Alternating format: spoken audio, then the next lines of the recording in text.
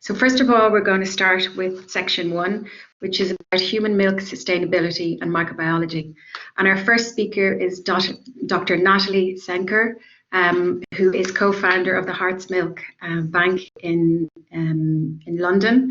And she also is a member of the Faculty of Medicine in Imperial College London and is involved in very important human milk research that's happening there. So thank you very much, Natalie.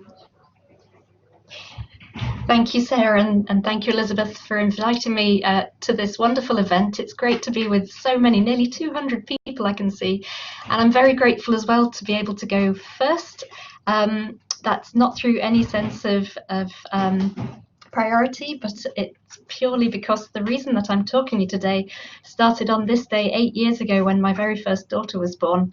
And I went from being a doctor who'd worked in pediatrics for many years and thought I knew about breastfeeding to realizing that I knew absolutely nothing at all. And it was quite an induction of fire.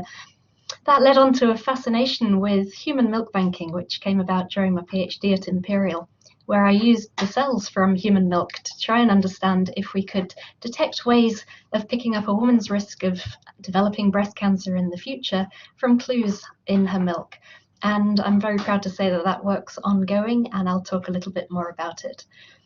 So everybody who's spoken so far has touched on the dire state that we're in, that breastfeeding rates are currently in the UK and Ireland some of the lowest in the world. And what we're trying to do through the organisations I've founded, the Human Milk Foundation, of which the Heart's Milk Bank is a part, but also through my research at Imperial College and with some wonderful collaborations, of which you'll hear some in the speakers later on today, trying to understand new ways that we can build on the amazing work that organisations are doing across the UK and Ireland to support mothers to breastfeed if they wish to.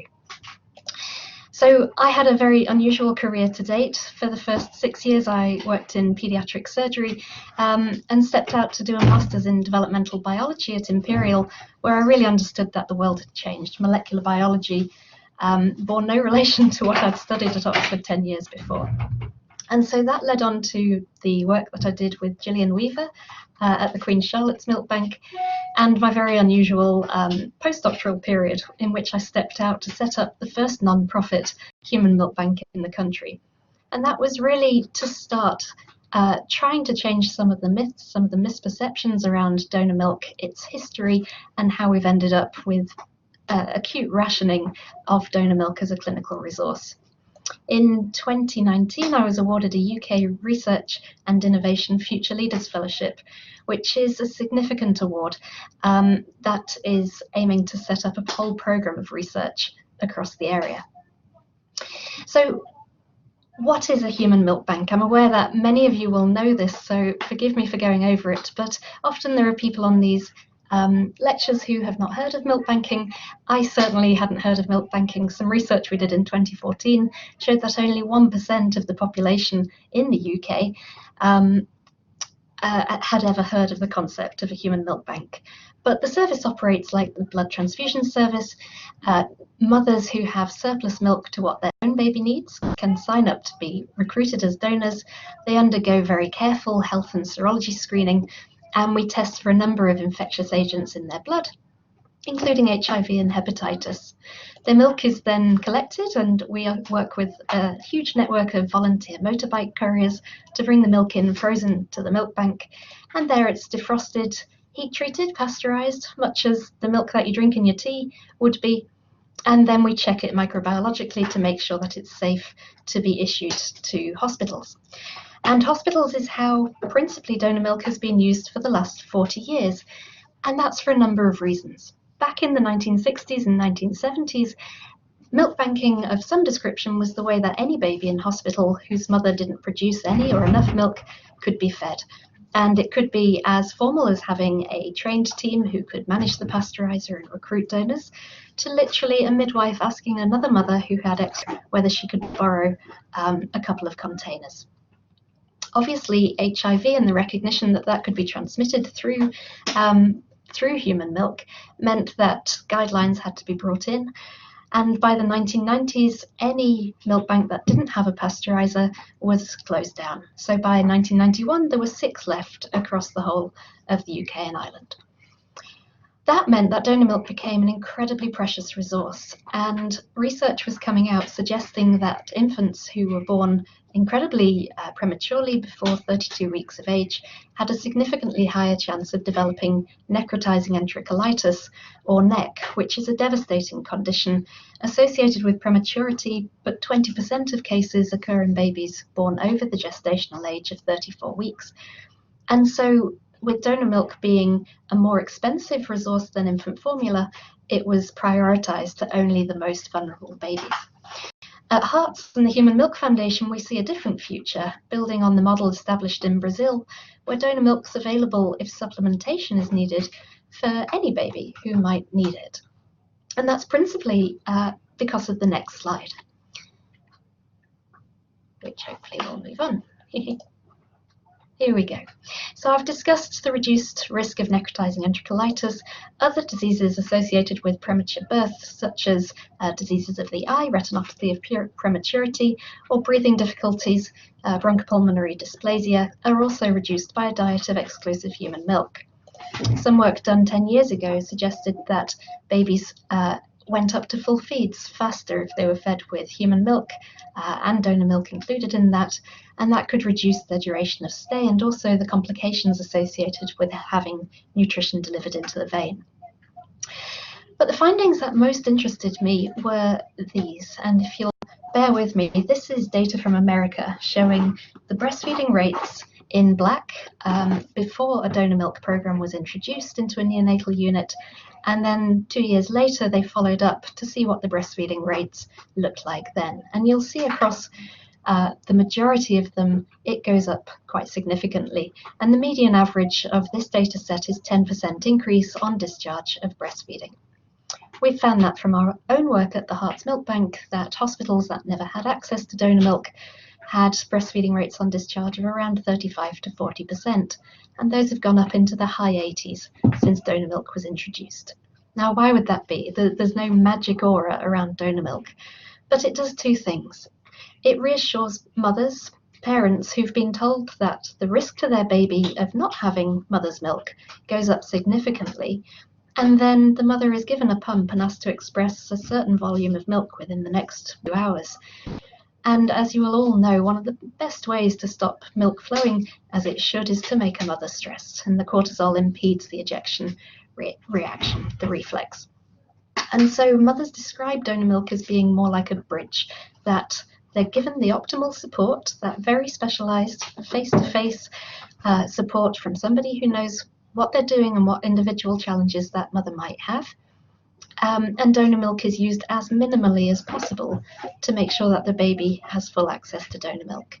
And we believe that in those settings, maternal breastfeeding can be supported by having access to donor milk.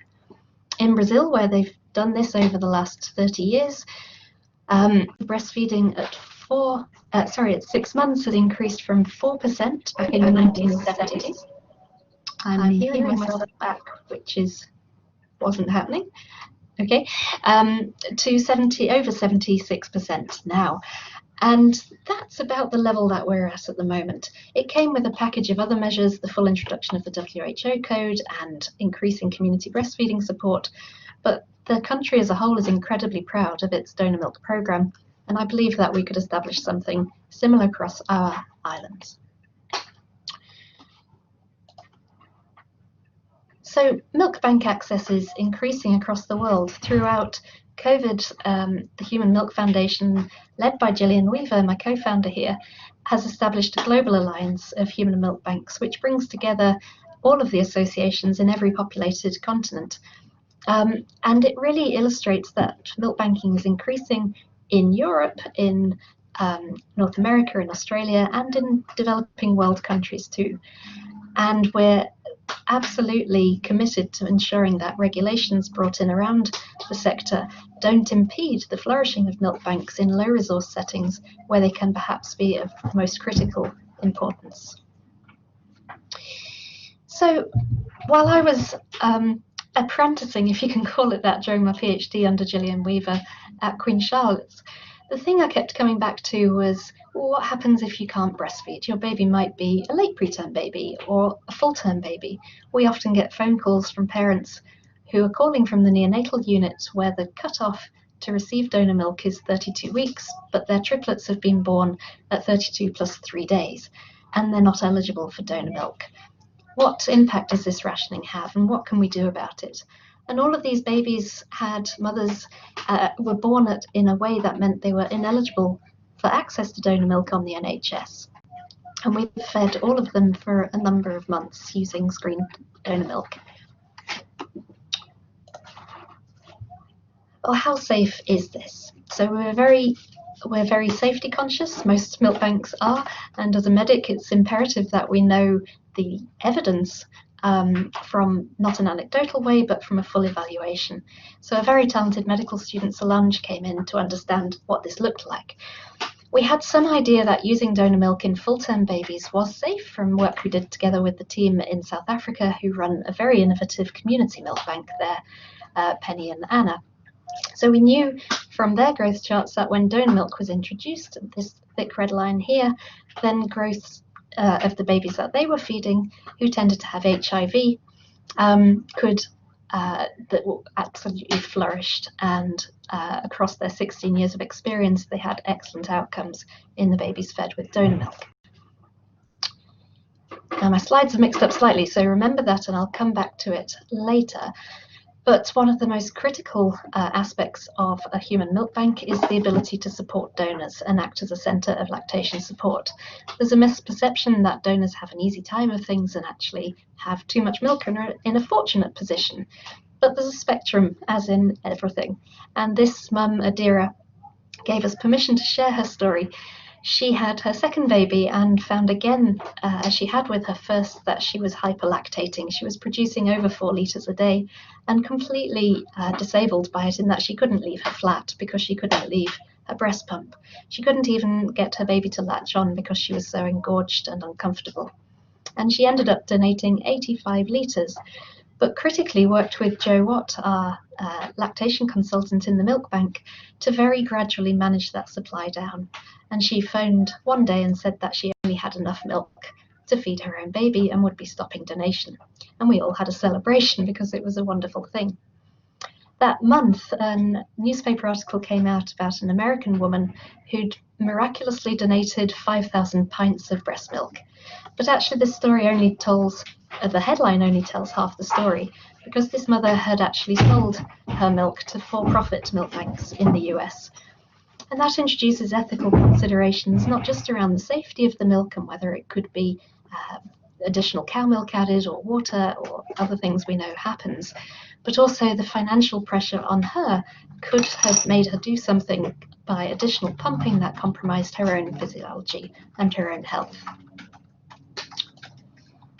And this is Jo, who's working very hard just down the corridor. We also have a huge responsibility to bereaved donors, mothers who find enormous solace in to donate the milk that they've expressed after the death of their baby, or sometimes even after the stillbirth or very early neonatal death, where they're able to establish a milk supply and continue to express for as long as they want to do so. And these two very talented midwifery students, who are now in full practice, published a review of the literature in the Midwifery Digest, showing that for some women, a conversation around lactation after perinatal loss is obviously important for all mothers who are bereaved, but for some women, being able to express their milk is of critical importance in their grieving process. So back to the data I was sharing. So Solange conducted a service evaluation. In the first 2 years, we supported 75 families. We've now supported over 160 in the third year. And what she found was that all babies grew and developed normally. And when normalized against WHO expected Z-scores and against donor babies who we would expect to have normal growth curves, they all fell within the normal range, whether they had exclusive donor milk for between 1 and 4 months or supplemental donor milk while mothers were establishing their own breastfeeding. And what we also found was that over 65% of these mothers went on to establish their own milk supply, whereas pretty much all of them would have stopped within a few days before they sought support from the milk bank. And what we didn't expect to find, but came through really strongly, was the incredibly positive impact on certain mothers' mental health. 4 of them specifically said, even though we weren't asking, that they felt it had helped them avoid postnatal depression.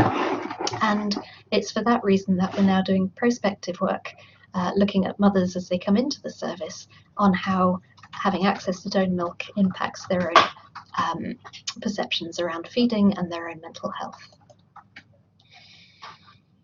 And in the interest of time, I'll skip over, but we have a prioritisation panel in the milk bank in the charity that makes sure that we stretch this precious resource in the best way possible, always prioritising infant vulnerability.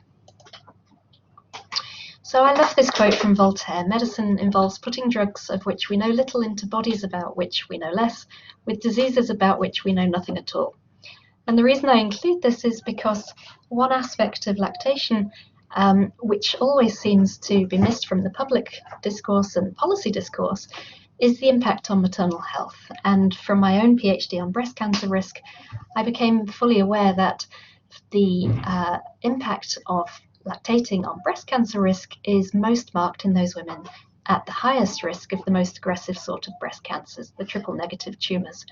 And that women like Angelina Jolie, who have high risk mutations, BRCA1 mutations, may have an even more marked impact on their risk of developing breast cancer over the time. This should be factored into the care of these women. They should be even more supported, have a greater access to breastfeeding support, because the impact for them may be even more marked. But women also have a reduced risk of certain types of ovarian cancer, endometrial cancer, autoimmune conditions, multiple sclerosis, osteoporosis, autoimmune disorder. And a lot of my research is now focused on the maternal health impacts of lactation, including postnatal depression and other mental health issues. And so just briefly, my fellowship over the next, I hope, 7 years will basically lay the foundation for an enormous body of research, a bioresource from which we can start to develop new cancer screening tools, a longitudinal study so we can understand how milk changes from multiple different aspects over at least a 2-year period of lactation, and clinical trials to help us determine which mothers having access to donor milk would be most useful for, the impact on breastfeeding rates, and maternal mental health. And all of this is seeking to lay evidence for what the most effective, cost-effective form of national milk bank service would look like. And just briefly, COVID gave us a great many challenges, but it also presented opportunities for us to understand the immune response of mothers who are lactating, who suffer from COVID. And we've recruited the first 30 mothers into a study for which we're already getting results about their antibody responses and other responses as part of the breast milk epigenetic cohort study. And we'll be formally launching that study in the very earliest part of 2021. I draw your attention to this piece that we got published in The Lancet. There's another piece coming out tonight in The Lancet looking at how breastfeeding should be supported. So hopefully you'll be able to thoughts on that through the Global Alliance of Milk Banks and Associations.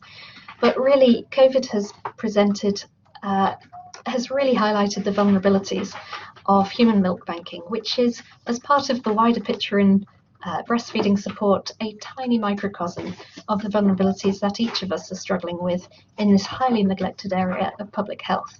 But what we hope is that through careful research, through careful estimations of cost, effectiveness and efficacy, we'll be able to persuade policymakers to change things for the future. And I just want to leave you with this quote from an incredible mother who contacted us last month. Her babies were born at 35 weeks gestation and not eligible for access to donor milk. They were fed with formula while she was off the ward one night, and the next day her littlest baby contracted necrotizing enterocolitis and died. And I'd just like to draw your attention to what she says at the end, that it would have literally cost less than £50 to keep her baby on exclusive human milk, and that she felt human milk was a human right. We agree with that and are consulting widely through academic lawyers to see how this can be incorporated into human rights policies globally. And on that, I'll leave you, but would welcome any questions if there's time.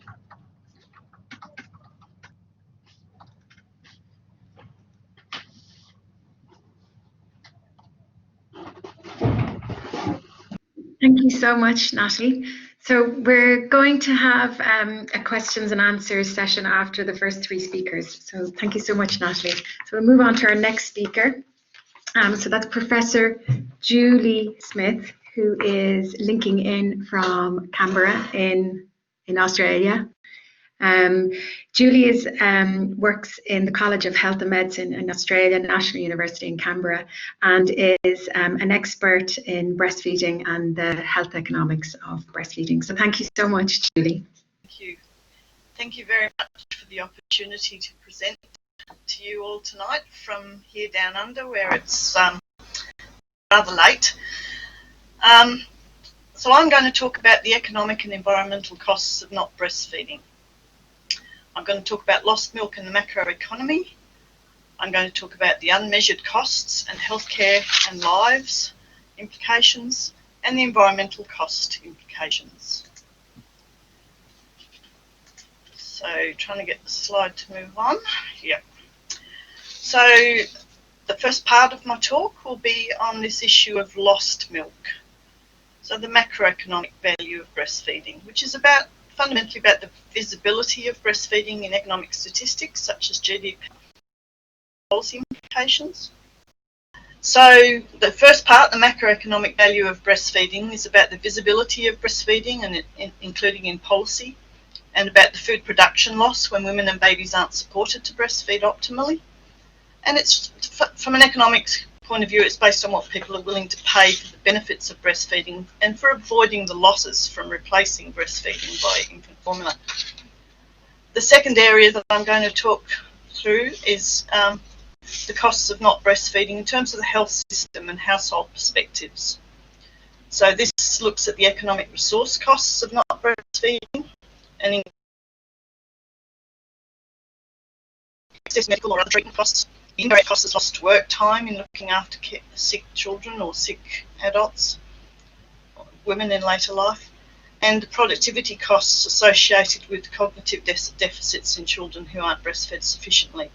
And it also includes the mortality costs, which is the economic costs of premature deaths of children or mothers who suffer the consequences of not breastfeeding sufficiently.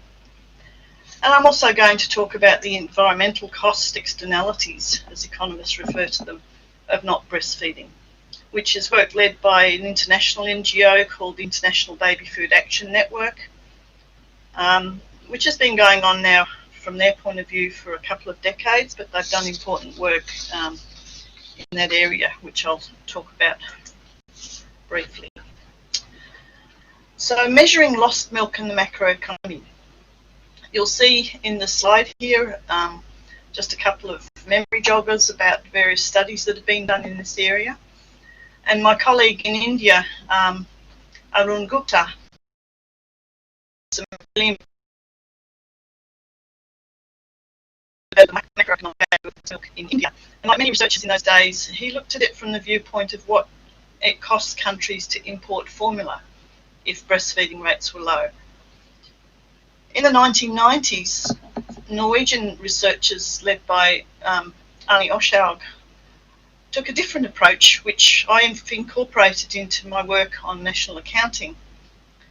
And they used market values of human milk traded by milk banks in Norway to estimate the value of the milk produced in a country, rather than valuing that milk by the cost of replacing it with formula. They valued it at essentially the cost of replacing it with donated milk. Now, these sort of valuations lack ethical content. Of course, we support and encourage breastfeeding for many, many, many reasons. And the value of breastfeeding is far beyond anything economic. But I think it's important to look at this issue.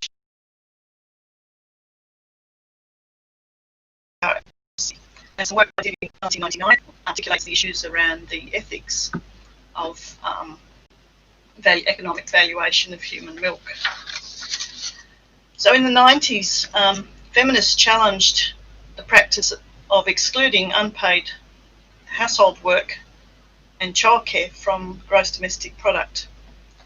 And work has been done, including by the by the Australian Bureau of Statistics, which shows that work done by households, which is unpaid, accounts for the equivalent of 40% of the value of gross domestic product.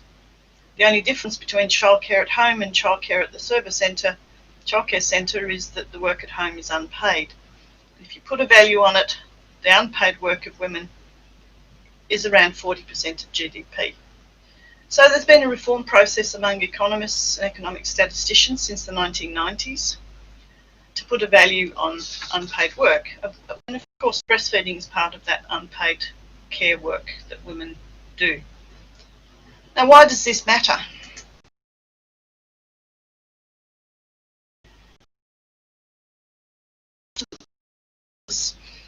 In 2008, there's a major review of how we measure the economy, and 3 Nobel Prize winners in economics were asked to do a review for the French president of how we measure economic progress.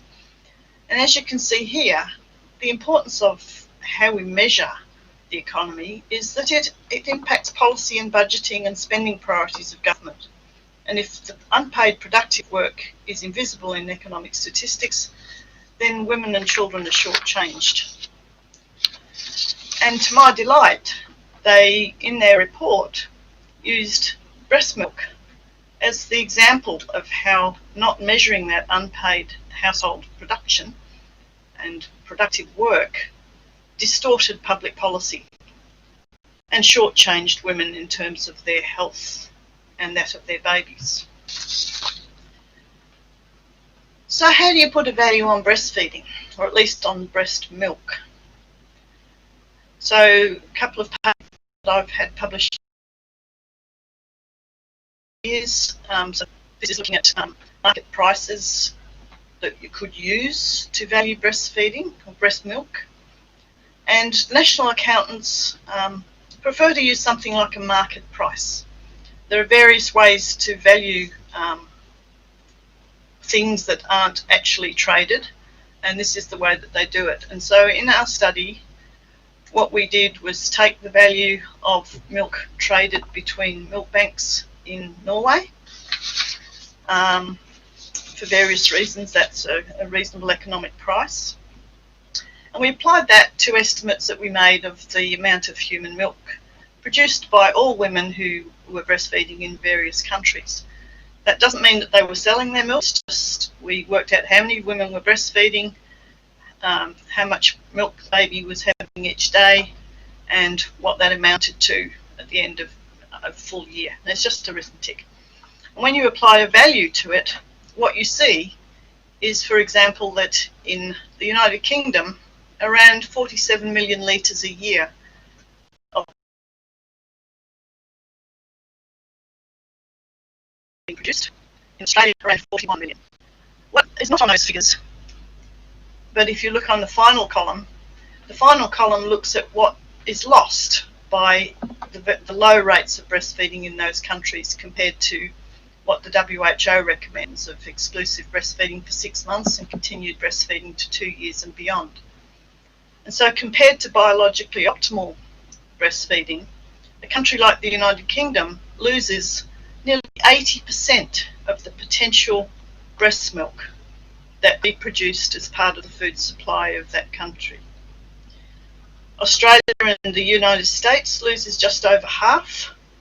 Countries like Norway, Philippines and China, which have much more customary breastfeeding practices and better support in some cases, they lose around 30 to 40%. So you can see there's a huge economic loss in terms of the food system, if you like, for infants and young children. So it was my great pleasure to present in 2012, as in the previous slide, and also in 2017 in Korea, where I spoke to a meeting of some eminent economic statisticians, including the Australian National Accountant, the head of National Accounts in Australia on the left, and the Deputy Governor of the Reserve Bank in New Zealand, as well as the head of OEC Statistics, who's very interested in this area of work. I'm going to now talk about cost externalities of what you might consider cross-species nursing. As you see again here with the memory joggers on these slides, there have been several studies, including a couple that I've done myself since 2002, including a very important study sponsored by UNICEF in the UK by Mary Renfrew, and US work by Melissa Bartik. Nigel Rollins, who's one of the presenters tonight, has also done multi-country studies, and we've now got some very important global work being So just quickly, the Australian study that I did in 2002 came up with a figure which is extrapolated from a study I did of hospitals in the ACT, and around $100 million just for 4 conditions. And those conditions didn't include very much NEC, because in Australia, in the Canberra hospital, virtually all premature babies get human milk, so we had very few cases of NEC, necrotizing enterocolitis. You can also see some data there for a study that was done in Southeast Asia by the Alive and Thrive team. We also have data on chronic disease impacts. A study I did in 2009 documented that around somewhere between 8 and 24% of current chronic disease cases in Australia might be attributable to the high formula feeding of infants in previous generations. So less than a third of children were breastfed in the 1960s, and they're now adults of about my age. We've got a number of US studies which Melissa Bartik has led.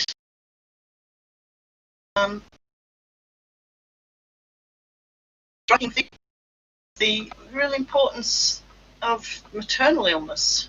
We've really only recently come to understand that this is not just about the baby's health and well-being, it's also about the mothers. So there's some very important long-term effects in the risk of maternal breast cancer and diabetes, as well as excess deaths from SIDS and necrotizing enterocolitis in children. Worldwide, around 20,000 avoidable deaths are experienced at present from maternal breast cancer. In the UK, Mary Renfrew and her colleagues estimated that even small increases in breastfeeding would save around £40 million a year from reducing breast cancer. The other big impact of breastfeeding, or conversely not breastfeeding, is in terms of what's known as human capital. And this has an important bearing on the productivity of the labour force. Very big impacts come from cognitive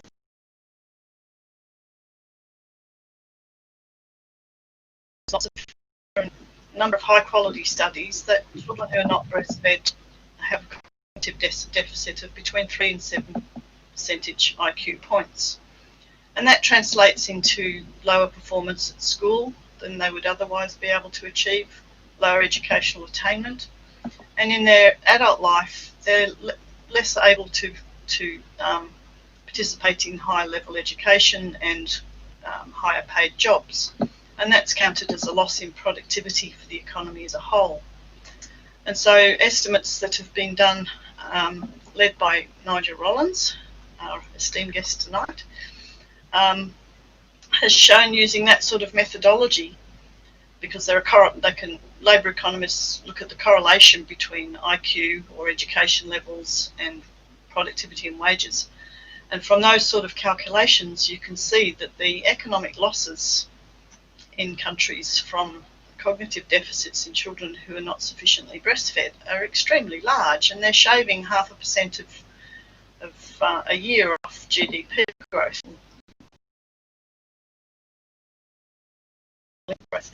So if you hear governments complaining about slipping into recession, these sort of order of magnitudes could be influenced in theory by what's happening in terms of infant feeding. Now, some very important work that's been done recently by the Alive and Thrive team has highlighted the global costs of not breastfeeding, and I'd urge you to have a look at the tool that they've produced, which is to enable people from various countries working in policy and program areas to do their own country costings at the cost of not breastfeeding. And they estimate a total cost of around 0.7% of gross national income is lost through lack of breastfeeding in these countries, of the order of 350 billion. They talk about 500, nearly 600,000 avoidable child deaths from pneumonia and diarrhoea, nearly 1 million children with cases of childhood obesity. They talk about 100,000 or so avoidable deaths in women from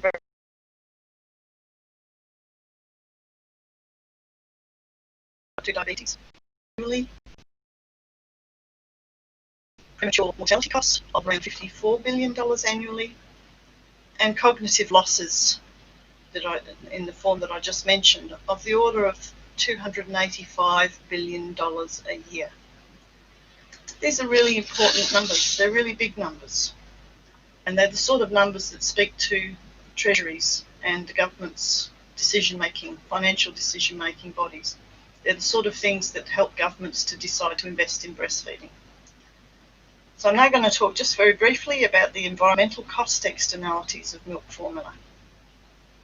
So as I mentioned, this work has been led by IFAN Asia in particular, in more recent times, and earlier work has also emphasised the not only the greenhouse gas or the carbon footprint of milk formula, but also that it has very high water and energy use. And water is a big issue in Australia, and as we learned last year, we're rather short of it.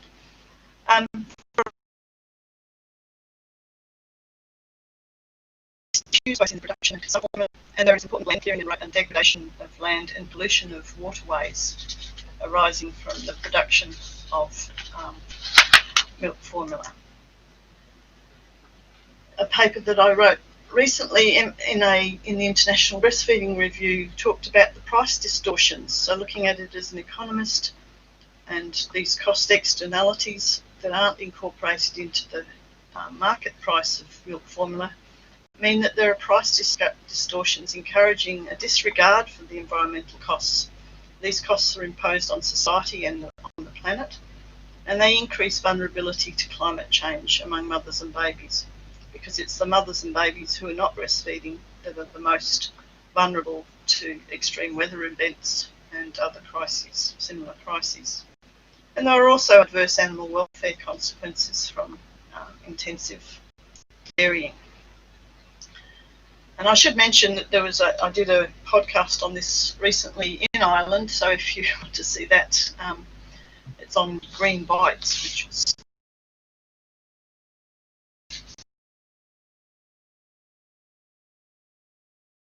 so we use the same data that Nigel Rollins has used in his recent work to look at the trends in the production and use of breast milk substitutes.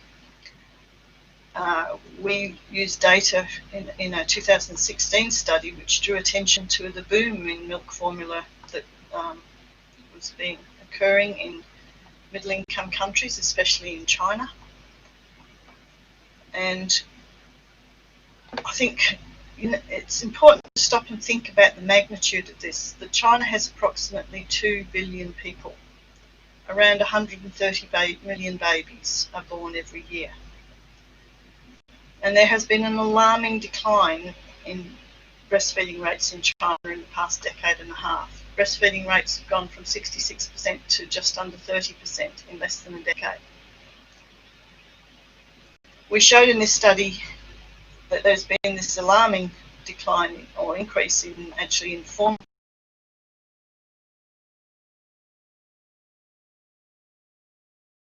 countries in the Asia Pacific region. And as you can see here, the order of magnitude for China in terms of their contributions is extremely high. We found that each kilogram of powdered milk formula generates, to the point that it leaves the factory gate, generates around 4 kilograms of greenhouse gas. So every kilo of powdered infant formula, powdered milk formula, generates 4 kilograms of greenhouse gas emissions, and a similar amount for follow-up milk formula. You can see in the right-hand corner of the slide that a good part of the 2.9 million tonnes of greenhouse gas emissions from milk formula in these 6 Asia Pacific countries, a high proportion of it comes from the toddler milk formulas and the follow-on milk formulas, which according to the WHO necessary and possibly harmful to children's health because of its high nutrient content. In 2019, Nigel and his colleague from Sweden produced a study which is a very important one in this area, and looked at the carbon footprint of infant formula production, so not all milk formula, but just infant formula production from both the production perspective and the consumption perspective, and found that the range of greenhouse gas emissions per kilogram of milk formula powder is between 8 and 14 kilograms per kilogram of formula, depending on what the production method was in the country that you're looking at. They also found that the carbon footprint of infant formula was lower than milk formula in all country settings. It depended a little bit on the diet. So high meat diets was accounted for in the additional nutritional needs of the mother, because we're the whole system here. They also found that feeding milk formula for 6 months, which would be a fairly typical pattern of a fully formula-fed infant, takes around 21 kilograms of milk formula, infant formula, and results in something like 200 kilograms of greenhouse gas emissions. So to put those into perspective, the study that I did with my colleagues in India, the 2.9 million tonnes, is the equivalent, so just for 6 countries, is nearly the equivalent of nearly 3 million tonnes of nearly 7 billion miles driven in a car, or 325 million gallons of petrol. So, in conclusion, the economic aspects of breastfeeding and the cost aspects of not breastfeeding are very important. They can't be ignored. There are different perspectives that we can take on making these sort of estimates, depending on who you're talking to and what particular aspect you're examining. But at the macroeconomic level, lost milk is substantial, and that loss is not measured in conventional economic statistics, and that invisibility distorts public policy priorities to the disadvantage of women and children. We've also seen that the health system and household costs of not breastfeeding are very high in terms of treatment costs and other costs, and the mortality costs, especially for women, are significant. The economic cost of child cognitive losses is huge.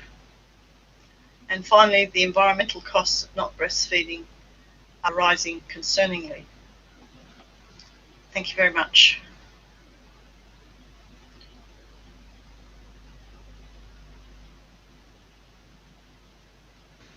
Thank you so much, Julie. That was wonderful. So our next speaker now is Dr. Simon Cameron, and he is Global Food Security Microbiologist, and he's specialising in the study of human milk and works in Queen's University, Belfast.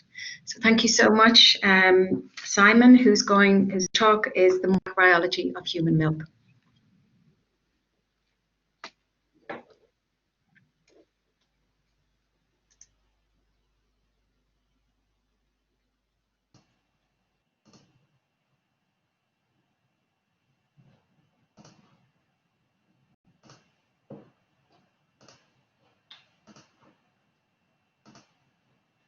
Okay, that's great. Thank you very much for the introduction, Sarah. It's a real pleasure to be with you on this webinar this afternoon and have the opportunity to talk to you about the microbiology of human milk, some of the fascinating aspects I found out about it, give you an introduction to some of the research that brought me into this area of research initially, and some of the research projects that I have planned at Queen's University Belfast starting over the next year or so. So whenever I talk about the microbiology of human milk, I always like to start with the person who was considered the world's first pediatric infectious disease doctor. And this was a doctor called Theodore Escherich, that the bacterium Escherichia coli is named after. And he was a pediatric infectious disease doctor who worked in Germany and Austria in the latter part and the earlier part of the 19th century and the earlier part of the 20th century. And he was the first person to really link the gut microbiome to digestive health and the risk of infants dying from infectious diseases soon after birth. He was also the first person to really identify that cow's milk has a very high sodium for newborns, and it wasn't really a good method of feeding newborns in an unprocessed state, which was the current practice if a mother couldn't breastfeed for any reason.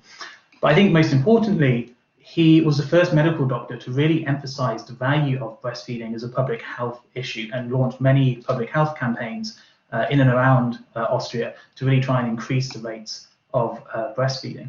And he did this because he saw that the babies who were being breastfed in his wards had a much lower risk of dying from infectious diseases that were the really driving force behind the high infant mortality rate of the day. And he noticed that these children who were being breastfed had a much lower rate, lower risk of dying of infectious diseases, particularly diarrheal diseases, than those babies who had been fed with formula.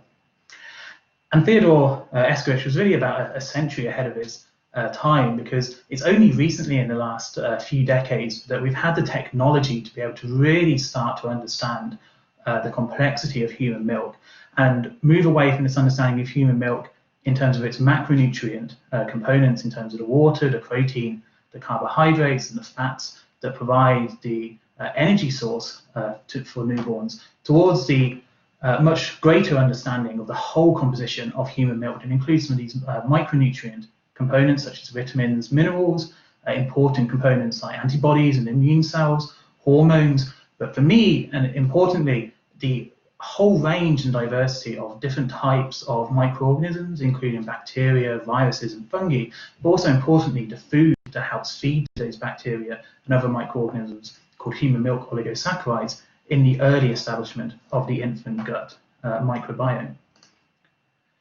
So we think of this, I always like to bring it back to evolutionary biology, and this quote from an evolutionary biologist, Theodosius Dobransky. He said that nothing in biology makes sense except in the light of evolution.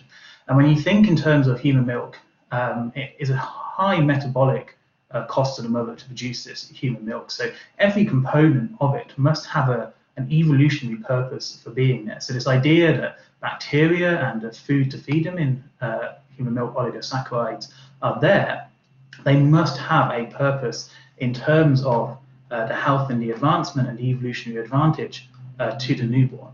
And in terms of the purpose of these microbes in milk and the human milk oligosaccharides and other compounds to feed them, the idea is that human milk is really fundamental to the establishment of human microbiome in early life. And we're now starting to realize and understand the importance of human microbiome to both newborn infant health, but also longer term and lifelong health as well. When we talk of the microbiome, we're talking about the 100 trillion or so different microorganisms, bacteria, viruses, fungi, protozoa that live on and within the human body. They're found on most parts of the human body, primarily in the digestive tract, but you'll also find them in the lungs, on the skin, in the urogenital tract as well. And there's very few places in the body that actually are sterile of microorganisms. There's only really the brain, the nervous system, and the circulatory system that are the key sectors where you don't want to typically find bacteria. Interestingly, we can live without the microbiome, but we don't really live very well. And you can raise mice and rats to not have any microbiome, and they will live, but they'll typically suffer from a range of different diseases. And there are a number of different diseases that have been linked to the microbiome, and these range from metabolic disorders such as diabetes to cancers to other immunological disorders. But a problem that we have with microbiome research is it's very difficult to follow different participants over a very, very long period of time. So what we normally do is we take, say, two groups of patients, say one suffering from cancer and one not suffering from cancer, and we analyze the microbiome in different parts of the body to see if there's any differences. And typically you may find differences between the microbiomes. You may find that different types of bacteria are higher or lower in abundance in people with cancer. But the problem with this approach is that it's really only correlation, and we can never really establish causation, whether or not those differences in the microbiome that we detect are what is responsible for causing that disease. So we have this real issue in the field of microbiome research, in that it's very difficult to separate correlations from causation. And I always like to come back to this figure that plots over a decade's time, from 2000 to 2009, the per capita cheese consumption in the US plotted against the number of people who die by becoming tangled in their bed sheets. And as you can see from this figure, there's about a 95% correlation between these two factors. But it's very, very unlikely that the amount of cheese that someone eats is actually a causative factor in determining whether or not they'll die from being tangled in their bed sheets. So in the field of human microbiome research, it's really important to be able to start unraveling causations from these correlations that we see. In terms of what shapes the human microbiome in early life, it's absolutely no surprise that whether or not the baby has been fed with human milk is the main determinant of what the microbiome looks like well within to the second year of life. And it's not until really from 15 months and onwards where the impact of geographical and socioeconomic factors really start to overtake the influence of breast milk, and whether that infant was fed with human milk from the beginning of their life. And in terms of when we think about what is the human microbiome doing early on in life, we think that it's actually training the gut lining in the newborn to really start to recognize friends from foe. And most microorganisms really don't want to cause diseases in humans. They really are just the wrong bacteria in the wrong place at the wrong time in the ones that cause disease. So actually the ability for the newborn's immune system to be able to detect friendly bacteria from aggressive bacteria is really important. And the presence of these microorganisms in human milk and these human oligosaccharides that help to establish the human microbiome from early life are really important in training its gut lining to not really effectively overreact when we see other microorganisms. So when a baby isn't being fed with human milk, what we think is happening is that this symbiosis, this relationship, this kind of balancing act between the microbiome and the infant's gut lining isn't established in a balanced way early on in life. So the infant's immune system may overreact or act incorrectly when it observes healthy bacteria later on in life, and causes a lot of issues, particularly around inflammation, which could go on to contribute to different metabolic disorders later on in life.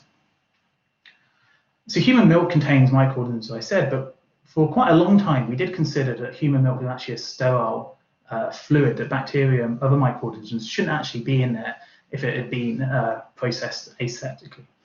But we now know that human milk contains well over several different species of bacteria and other microorganisms, but we're still not really sure when these come from. This is quite interesting because typically adding microorganisms to food is generally considered a bad idea, unless it's for defined purposes such as sort of cheese production. So as I said, we don't really know where these microorganisms come from, but it's probably a combination of different routes. What we do know is that the first feeding of a newborn, that milk does contain microorganisms. So it's not likely to have come directly from the infant through a sort of a mixing of the oral microbiome to the microbiome that's found in human milk. It's probably associated with this, but also physiological changes during pregnancy, where the growing fetus causes sort of a rearrangement of the gastrointestinal tract that moves it closer towards the breast tissue, and the permeability of the gut membrane changes, which allows this translocation, this movement of gut microorganisms into the breast tissue, which can then go on to establish gut microbiome in newborn infants. But really interesting, as I mentioned earlier, human milk not only contains the microorganisms to establish into the newborn gut microbiome, but it also contains the food to feed them. And this is one of the most stark differences between human milk and bovine milk that's used to make formula. And this is in the concentration and diversity of different human milk oligosaccharides. And these are a type of sugar that are effectively an extension of lactose, and they're a large energy source that's not typically or not consumed by the baby. So bringing it back to an evolutionary perspective, this means that there has to have been a purpose for these human milk oligosaccharides to be present. And they're very different to bovine milk oligosaccharides that you would find in cow's milk. So because of their size, their concentration and diversity, it seems to be that evolution has evolved to have these human milk oligosaccharides in human milk to really drive and shape the human gut microbiome in early life. So what brought me into human milk research was actually a citizen science project I worked with Dr. Natalie Schenker when we were both at Imperial College in London and a parenting science camp. So what we were interested in this study and working with about 120 breastfeeding mothers who all came to London to donate breast milk samples were what's actually in breast milk, human milk composition up to 48 months of the nursling age. So we were looking at milk that was being used to feed nurslings from 3 months old up until 48 months old. So what we did with this is we analysed it with a type of technology called mass spectrometry that gives you an idea of the different chemical composition of human milk, and this is an area that I work in, and I'm hoping a video may work. On the right hand side, this just shows how the it looks like it's not going to work, unfortunately, today. But basically what we do with the milk is we heat it up really, really quickly with a carbon dioxide laser, and then we analyse the chemical constituents of the smoke that's produced through this heating with mass spectrometry, and it gives us an idea of the different chemical components of the milk. So what we found when we looked at the macronutrient features of human milk, looking at how much volume was expressed, the fat concentration and the microbial load of the different types of milk, is actually the only differences between the different age groups was that the volume that was expressed by the older age groups above 24 months of nursery age was really the only difference that we saw in the expressed volume reduced after 24 months, and this is probably because of the frequency of feeding. Interestingly, we didn't see any differences in terms of how that milk was expressed, if it was hand or using manual or electric pump. But we also didn't find any differences in microbial load, which is particularly important because there isn't any concentration of bacteria that could potentially be harmful to babies. But when we're looking at the chemical constituents of human milk, we can use different statistical methods. On the right hand side, this is an analysis of what we call a principal component analysis, and basically the message here is that the closer the dots are to one another, the more similar they are to samples or other dots that they find here. So when you can see these different colours overlapping, it tells us that there's no difference between the milk as we can detect using this type of analysis. And here you can see that there's no significant difference between expression methods that we used. But what we're particularly interested in was whether or not there was any difference between human milk across different ages, but we also compared it to different types of formula milk. And this is what I find really fascinating about human milk, is because all of the milk plots all sit very, very closely together in the chart. And that means that there's really no difference in terms of the chemical components that we can detect using mass spectrometry. And these were formula milks that were sold to feed babies of different ages, so from 0 to 6 months, 6 to 24 months, 6 to 12 months, sorry, and 12 months and above. But on the human milk, on the breast milk plots, there's a huge diversity in the different types of chemicals and different concentrations of each that we can see. So this shows that there's a lot of diversity within human milk samples coming from different mothers. But importantly, we didn't see any significant differences between nursling ages. We also looked at the microbiome that's found within human milk, and we saw no differences between the different age groups of nursling ages, and we saw no differences either between how the milk was expressed, if it was using hand or an electric or manual pump, which is really important. But we also, really interestingly, found a lot of correlations between the human milk microbiome, the bacteria that were found in the human milk, and other components that we could detect using mass spectrometry. And a lot of these components aren't actually human milk oligosaccharides. So for me, it suggests that the complexity of human milk is even greater than we originally thought, and it's not just human milk oligosaccharides that are important for establishing the human microbiome in newborns, and this is an area of research that we're pursuing even more now at Queen's University Belfast with Natalie. But what the issue we have is with this type of analysis is when we sequence bacteria using a specific gene, we're only able to achieve taxonomy down to the genus level. So this is a little bit similar to going just to, we aren't able to go to the species level. So when we look at this in terms of the animal kingdom, with bacterial sequencing, we're only able to go to the equivalent of the Equus genus in animals. And in the Equus genus, you have donkeys, you have zebras, you have horses. But in our sequencing method, all of these would be considered the same. And we don't really get the idea of the different species, how they're interacting, what they look like, how they live. And this is a real limitation of microbiome research at the moment. But understanding this is going to be really, really important in future work, and it's what we're pursuing at Queen's. The problem as well is a lot of microbiome research only looks at bacteria, but we know the microbiome is more complex than that. It contains fungi, it contains viruses, and it contains archaea as well, and other microorganisms even more.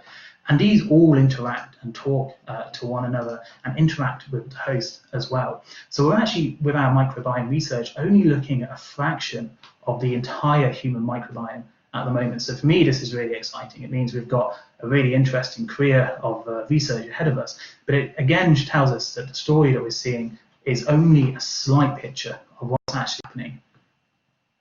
So to give a very brief introduction and to end with some of the projects that are beginning at Queen's University Belfast over the next year or so, as hopefully COVID restrictions die down, is that as a community, microbiologists are really bad at growing a lot of microorganisms from a range of samples. We think we can only grow between 1 and 5% of microorganisms from a sample.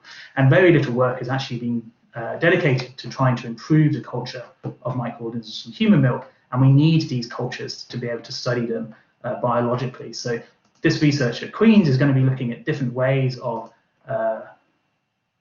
simulating the human milk composition to be able to really maximize the amount of different microorganisms we can grow from human milk to be able to study them in the lab. We also want to try and model how microorganisms grow in the infant gut. And this is because sampling babies can be particularly difficult, and interacting with the gut microbiome in babies is obviously challenging ethically and practically. So we're going to try and replicate what the baby's gut is like inside the lab so we can model it against different microorganisms, such as those involved with necrotizing enterocolitis that Natalie talked about earlier. We're also particularly interested in whether or not microorganisms grow best in a milk that they're from, or whether or not they can grow equally as well in milk from another mother's milk. And this gives us an idea of whether or not the human milk is specific to the microorganisms found within that specific sample of milk, or if there's more general ideas of how milk is supporting the bacteria and other microorganisms that's grown and found within them. We're also particularly interested in looking at how storage affects the microorganisms in milk, how it's frozen, how it's stored, how it's expressed, because this is particularly important in terms of safety of milk, but also in ensuring that the beneficial microorganisms are passed on to the newborn. But we're also really interested in finding cheaper and quicker ways to profile and phenotype milk. The type of mass spectrometry that I talked about earlier is very expensive. It costs anywhere up to about £500,000 for a piece of equipment to analyse these human milk samples, which is obviously well beyond what many human milk banks and many hospitals and other organisations is able to afford. But this is really kind of taking a sledgehammer to a nail, but we can access other smaller pieces of analytical equipment that are the size and price of typical desktop computers or mobile phones. And what we're interested in doing is seeing if we can answer questions such as what's in the milk, is the milk safe, and is there best use for the milk? So could it be targeted towards babies who are suffering or at risk of necrotizing enterocolitis? And this could be done in the milk bank or in the neonatal intensive care unit using very cheap, easy, and accessible equipment. So that, I'd like to apologise for going a little bit over time, but also really try and reinforce this idea that human milk is far, far more complex than we ever thought about, even just a decade ago. And we need a wide range of experimental approaches to really ensure that we can start to discover the links between the components, composition of human milk, and establishing these causative relationships between early life feeding and the microbiome and lifelong health. So thank you very much. I'm more than happy to answer any questions.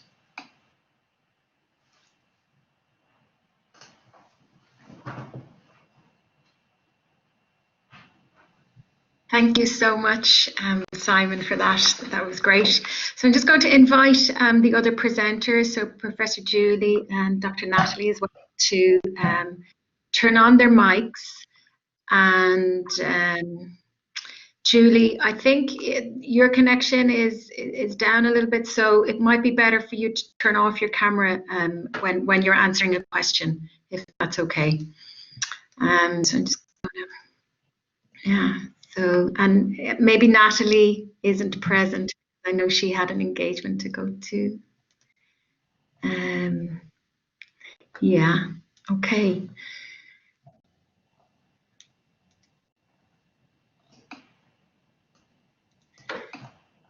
So Julie, Marie Heron, who's part of the Infant Feeding Network, said, do you have any suggestions for us here in Ireland where there is so much investment in formula production for export, including by the Irish government, and very little apparent investment in supporting mothers who wish to breastfeed?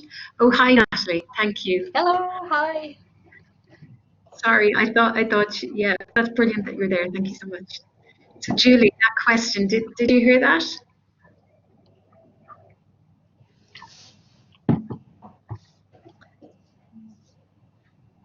Okay, so we seem to have lost Julie. And we have some questions for Natalie. So this is from Claire Alcott. She asks, are for-profit milk banks likely to appear in the Republic of Ireland and UK? And she also asks, is there an international recommendation of number of milk banks per head of population? So on the second question, no, there's very little work at all on donor milk provision nationally. And actually, one thing I've been working on while listening to the other speakers is later this evening, we're about to launch the first Human Milk Foundation pilot grant call, which will be £12,000 of research funding for a researcher in the UK. To look into any aspect of milk bank production, services, optimization, donor milk use, human milk, biology, anything alongside that. So if you check out our social media pages later, it might start projects that will start to examine all of these issues. But no, that's a great question. On the first question, I'm afraid it's already happened. So there's 2 for-profit companies have got going during the COVID pandemic. And I need to be slightly careful about what I say because I've already been served a lawyer's letter by one of them, which shows the sort of approach that they're going to take. And one of the fundamental reasons that we got the Hearts Milk Bank going so quickly was because when there's no NHS provision within certain areas, it leaves the UK very much vulnerable, and Ireland, I would say, to for-profit milk banks, which may offer a very excellent service. I don't know. There are very good reasons not to run them for profit, because anytime money's introduced into a sector, it introduces conflicts of interest that can't necessarily be worked around. What I would say is, from where I sit running a non-profit milk bank, it's very clear that optimizing breastfeeding is at the very core of everything we do. And actually what we're trying to do is to use less donor milk rather than more. We want mothers to be providing as much of their own milk as possible. So that very much changes how we operate and how the other non-profit and NHS milk banks operate around the world. So hopefully that answers the question. But no, it's something that we need our legislators to be stepping in with. There needs to be regulation in this area. Human milk's a very unique fluid. It doesn't fall as a food or a tissue or a molecular as a medical food as well. So it needs to be thought of in a very different way. Thank you so much, Natalie. Thank you. It is so important, and definitely, governments and world organisations helping to regulate and to help optimise milk banking throughout the world is really important. Thank you. There is another question there for Simon. So, Simon, do you think the rise of formula feeding has been a factor in the increase of autoimmune diseases in the Western world?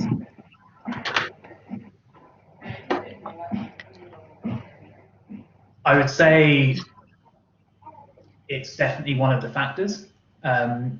It's one of these issues that we have in establishing the causation of it is always tricky because all of these studies would be done retrospectively. I think when you look at the biology of how human milk and formula milk are different and the differences in how they interact, particularly with the gut microbiome, which is really the interface between the human body and the outside world in terms of the food that's eaten and how it reacts to it. I think it's unavoidable that yes, it's probably one of the factors, but it's probably a much more complex picture than just the increase in formula milk. Is probably to do with the wider food and nutrition that humans have changed over the time period as well.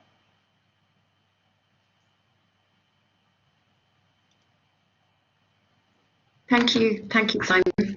And Julie, I see that your mic is on, so I'm wondering if you could answer this question. Why do you think the economic argument has not achieved the traction that the numbers justify? And that's from Nigel Rollins.